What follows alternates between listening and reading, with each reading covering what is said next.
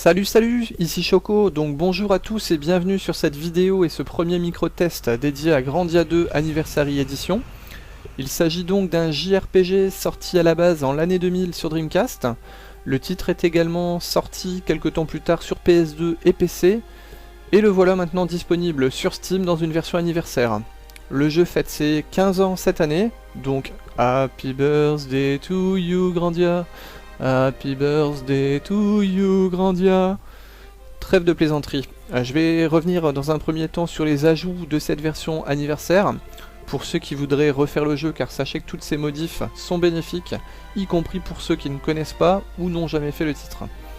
Une des premières nouveautés, c'est tout simplement un niveau de difficulté supplémentaire, le hard mode. Les monstres sont à présent plus résistants, tapent plus fort, ont également davantage de points de vie. Ils ont pensé à nous et ont donc rajouté une compatibilité complète avec nos PC actuels. Ça c'est pas rien puisque la HD est à présent supportée avec du 1080p notamment.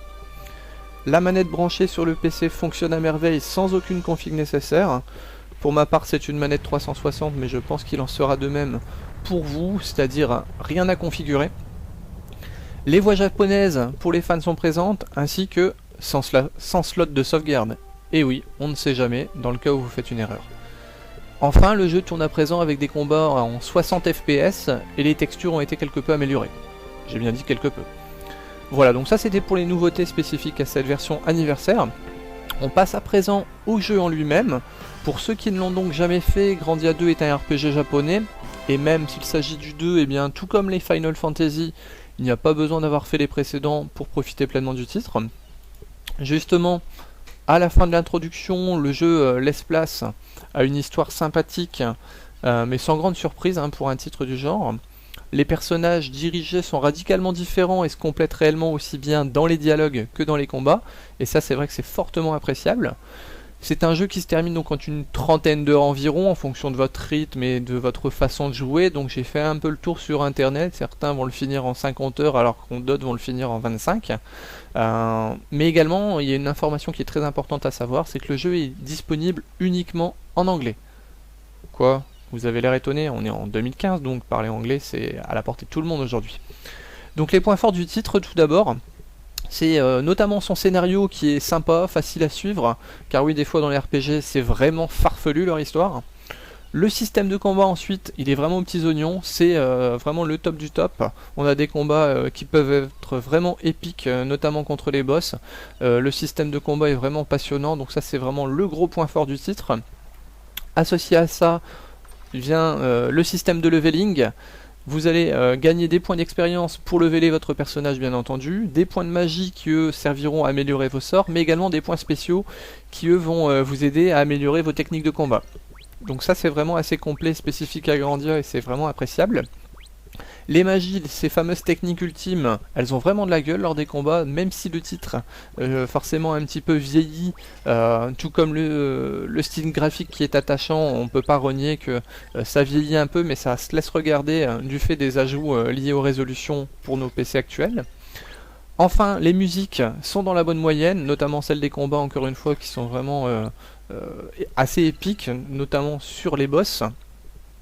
Autre point intéressant, vous avez la possibilité de farmer pour leveler, mais également pour vous faire de l'argent, chose qui n'est pas forcément toujours possible dans certains jeux de rôle. On passe au point faible, car oui il y en a, faut pas se mentir.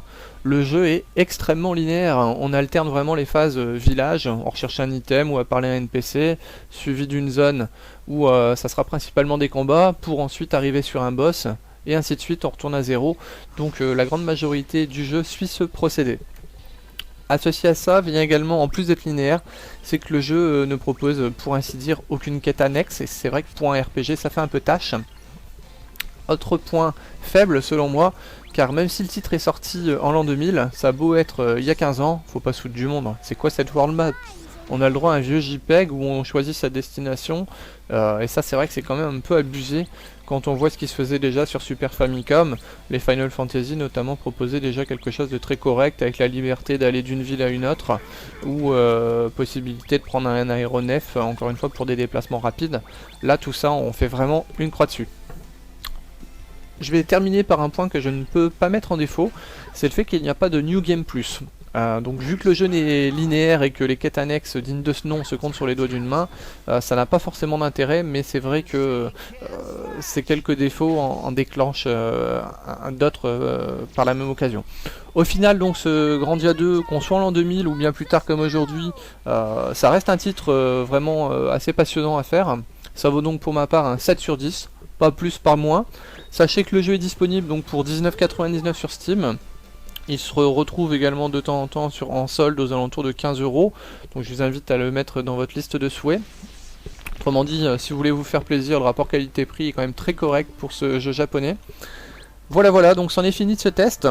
On se retrouve prochainement pour un autre titre. Merci de m'avoir suivi. Bon jeu à tous et à bientôt. Et n'hésitez pas à vous abonner. Au revoir.